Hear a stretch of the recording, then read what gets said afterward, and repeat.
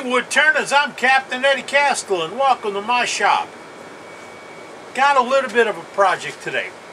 What I want to show you is a new gizmo for Halloween, which is really not new. Somebody else makes one like it. It's pretty simple and I think you'll like it.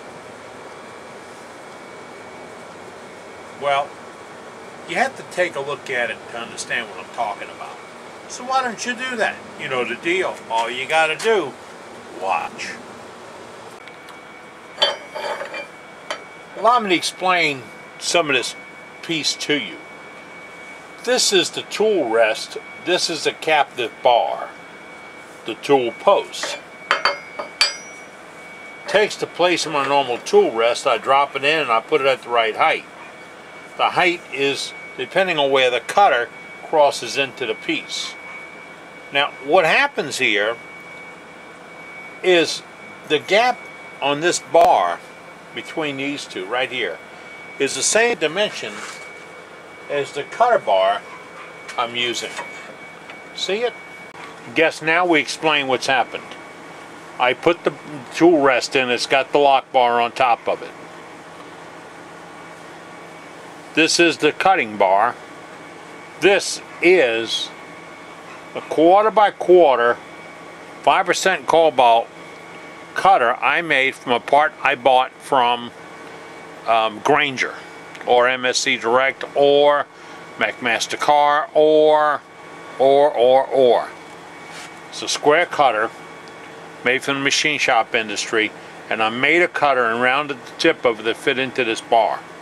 So that's what I have here now. Let me get this thing out.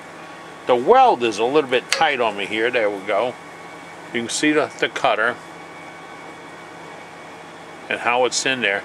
Now this bar was bastardized for a couple other reasons, so ignore anything I don't explain to you because I've just been playing with it.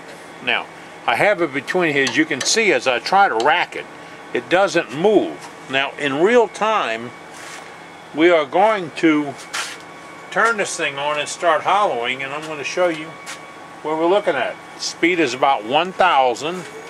We've got the pocket hole.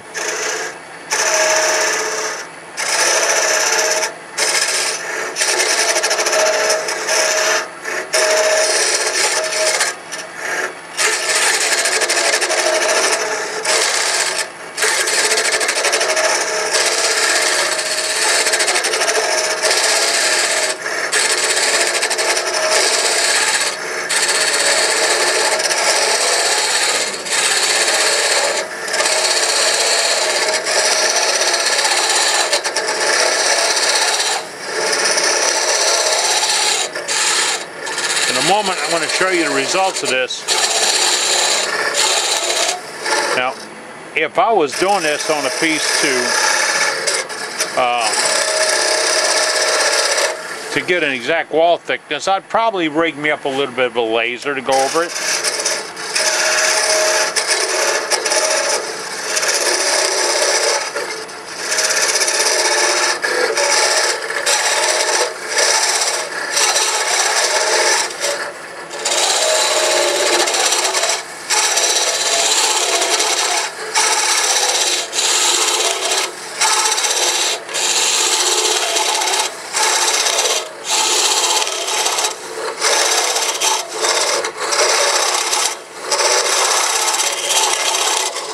I'm just looking to take some meat and potatoes out of this thing to make it weigh less.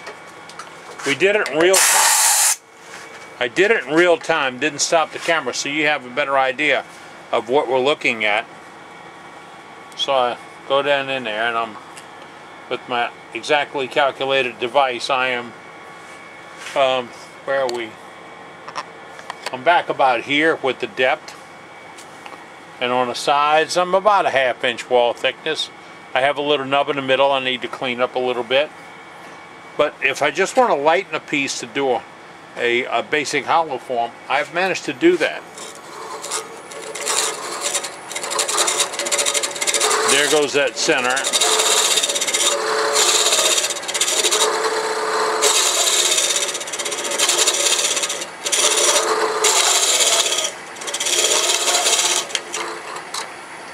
another advantage of this is you don't drop the tool on the floor. I'm going to go pull out a small caliper, pair of double wings here. Let's check something. In the back, I'm a 1/4 inch thick back there. Up here, I'm about a 1/2 inch thick. Back here, I'm about a 1/2 inch thick. So I've got this thing very thin right now.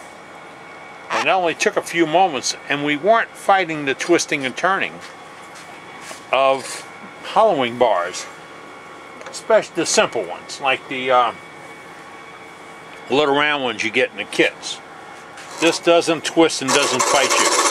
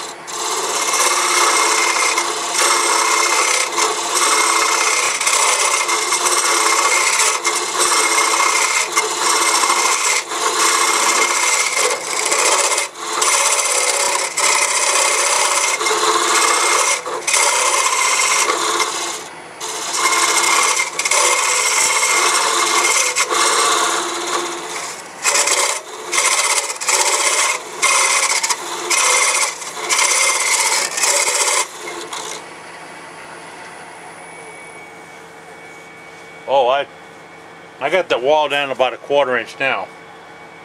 You probably won't believe me, so tell you what we do. We do the ultimate inspection. Now, the ultimate inspection involves sawing it in half. There we are. I didn't use a caliper to try to get this top up, and what I have to do is that offset I put in really was a hindrance. It made it sit back too far to get this corner out. With the cutter being closer, I think I could have gotten the corner out a little bit more. But that's a quick 5-minute hollowing of an ornament. Now to glue it back together and hide the seam. Okay, the hiding the seam thing isn't going that well. I did put it back together, but I tried it with CA glue. Nah. If I did it with weldwood glue, clamped it, which still is a possibility,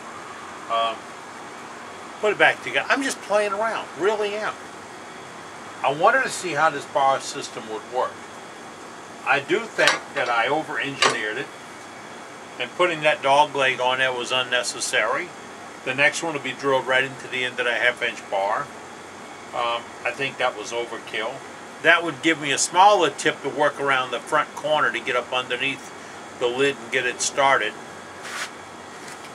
And then I really think not just sanding the bar but polishing it out to make it slide a little smoother on the tool rest would be another big move to make.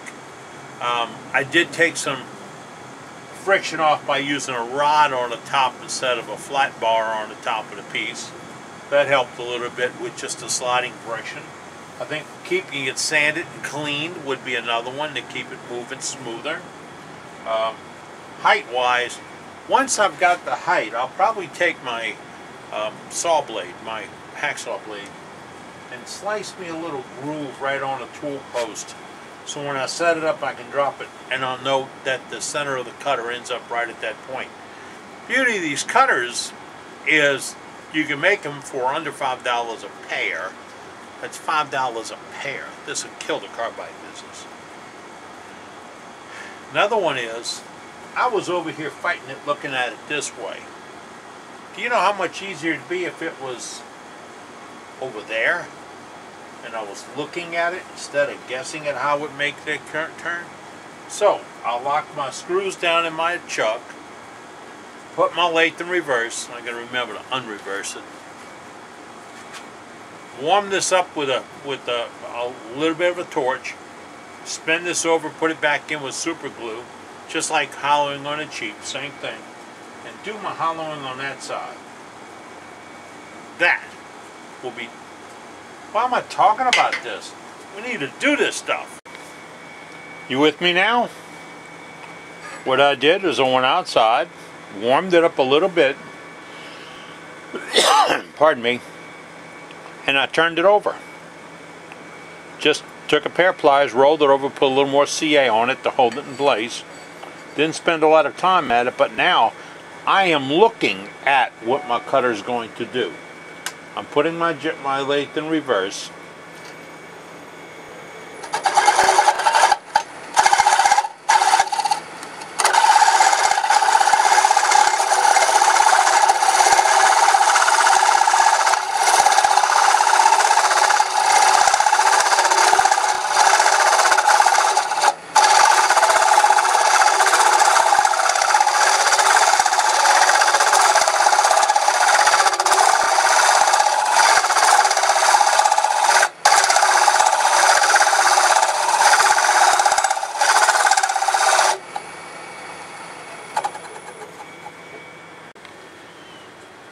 I'm going to keep playing with it, but think about this.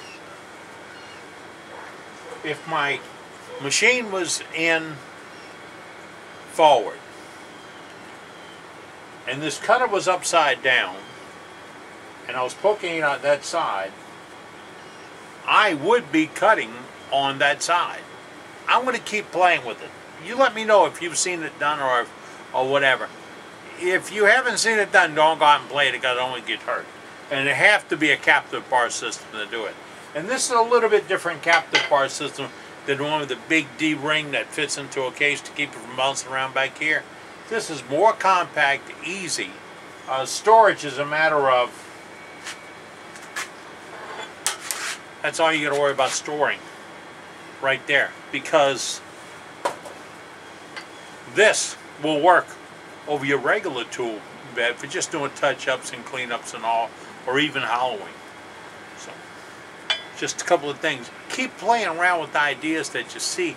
I see gadgets, gizmos, and tools made and thinking, man, why don't we try that? Why don't we give that a whirl? Why don't we, why not? So, that's it. I'm not 100% convinced I want to get into building these. I'm thinking I could do the bar, the handle, a cutter, the tool post, it's this rig here, for about $100 around that. If you'd be interested in that ballpark, would you let me know? Just email me at this address and let me know if you'd be interested. You can't order it yet. I won't take your money, and I'm not firm on the price, but I'm targeting that right now. See if I'd be interested in fooling around with this a little bit more. You see, I like hollowing, I like doing hollow shapes, I like the versatility it gives to our art and the opportunity.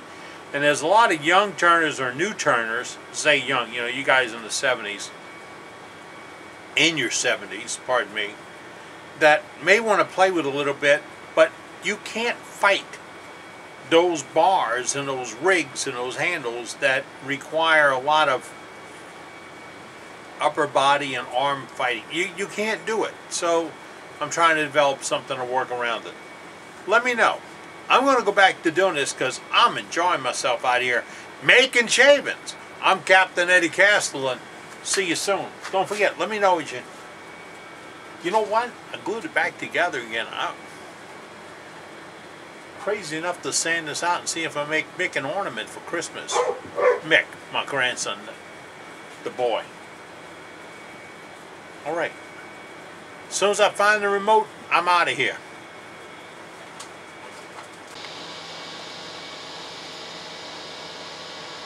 Okay, I didn't exactly quit.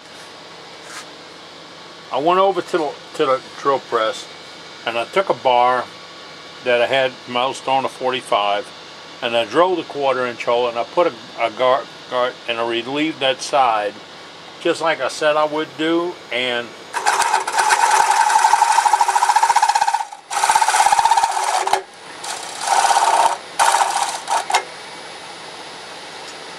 should have waited for the glue to dry.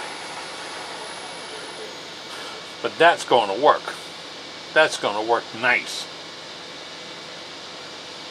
I think now, while y'all watching this, I'm going to let the glue dry.